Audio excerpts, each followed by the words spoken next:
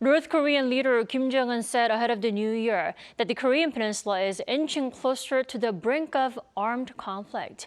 Will 2024 be another rocky year here on the Korean Peninsula? Let's turn to Professor Lim Eun-jung this morning. Welcome, Professor Lim, and Happy New Year. Happy New Year. Professor Lim, President Yoon Suk Yeol, let's start with President Yoon Suk Yeol in his New Year's Day address, that by first half of this year, an enhanced South Korea-U.S. extended deterrence system will be completed to fundamentally deter any North Korean nuclear or missile threats. What does it mean by this? Well, I think it was a pretty logical and natural response to the existing threat from the North. If we recall our memory, again, ever since the so-called Hanoi No Deal, again, the North Korea's provocations has been just, jumping up to the level which is pretty beyond, one specific country's just capacity.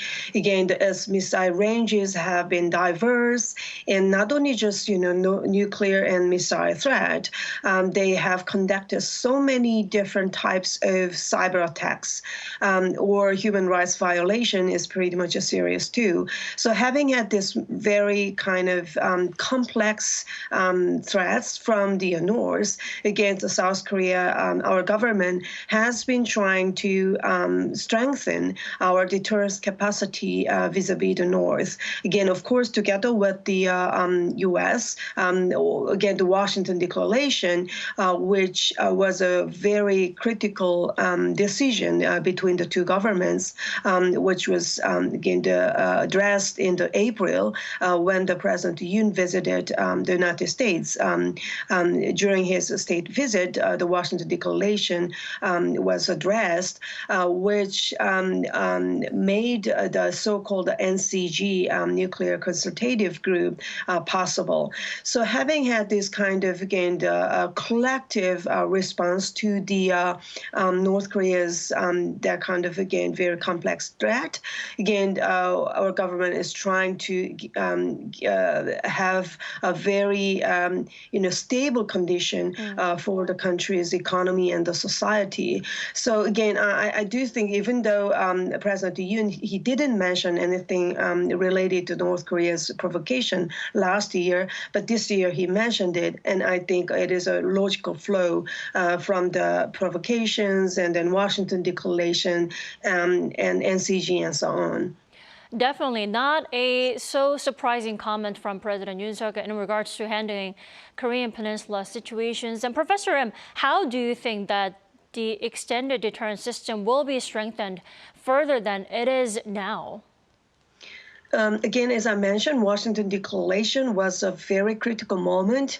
It made it possible, even the trilateral cooperation between Korea, U.S., and Japan. Again, the Camp David, the summit, which was held in August last year, that was another like a history moment for the East Asian, not only just for the East Asian region and for probably the global context as well. So trilateral cooperation is also a very much defensive approach to the complex threats from the North, but not only just this trilateral cooperation.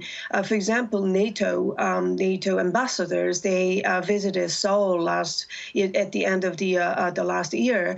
So probably this year, I guess, not only just my government, even American government, even Japanese government will be pretty much more interested in cooperative, collective action with another like-minded countries, like European countries or Australia, or who knows, probably Canada-like countries too, who again shares common concerns regarding the North Korean issues.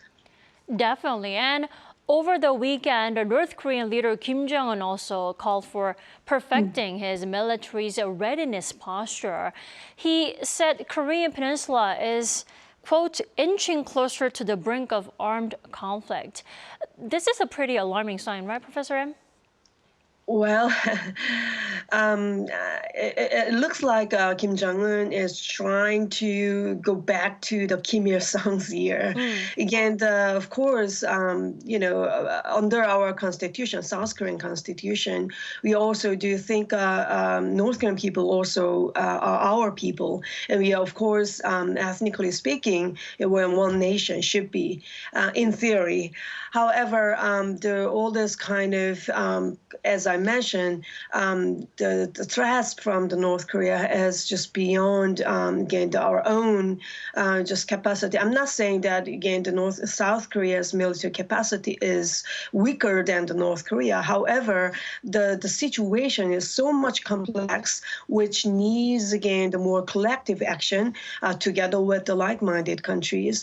So, again, South Korea didn't give up our vision of, again, the unification. But at the same time, absolutely, we need to have very enough capacity to deter any threat, any provocation from the North. So we don't need to be too much, I think, threatened by Kim Jong-un's that words. However, at the same time, we need to be ready for anything. Definitely. Professor, before I let you go briefly, some analysts are voicing concern that Kim Jong-un may be ramping up military provocations ahead of the U.S. elections this November. Now, because back in 2016, that's when North Korea staged its 2 nuclear tests, a 4th and 5th in January and September, respectively. Professor, what's your take on this? Well, I cannot deny any possibility. Again, this year is pretty much, will be very dramatic year. Again, very soon we will see the Taiwan presidential election result, and then Russian presidential election. And then in April, South Korea will have a general election for National Assembly.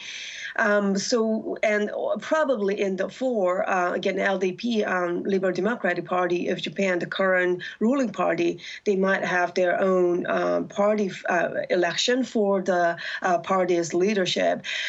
And then November, as you mentioned, the American presidential election. So we have so many important elections this year, and election can be a kind of opportunity for North Korea-like regime, who is more like a free from this kind of, again, the free election. And they can use, again, these kind of political situations as their own opportunity. So that is why I keep emphasizing the collective cooperative action with the other partner countries. All right, Professor Lim Eun-jung, thank you so much for joining us today. You have a great day. Thank you for having me.